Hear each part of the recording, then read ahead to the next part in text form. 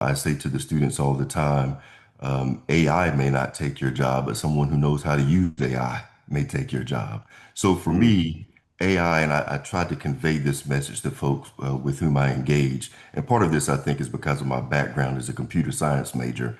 I learned mhm, early on that technology is a tool. It's here to be a computer assisted instrument to help us with what we do. The greatest tool is still the mind.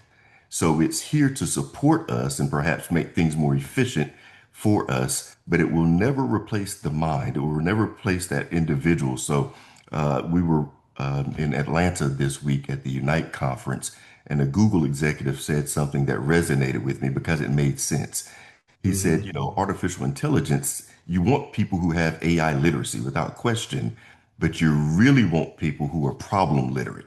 Individuals who mm, understand how to ask a really good question, frame methodology to pursue and interrogate an issue, bring people together to try to figure out how do we find solutions to these challenging real world problems, and then which tools might I access to help us pursue solutions to what those problems may be. And it could very well be Chat GPT or Claude or some other tool altogether, may not be AI whatsoever, but you really want people who are thinkers, problem mhm. solvers.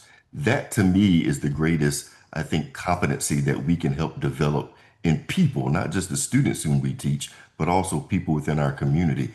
Are you problem literate and able to determine what's the appropriate tool methodology that I might need to use to help resolve an issue?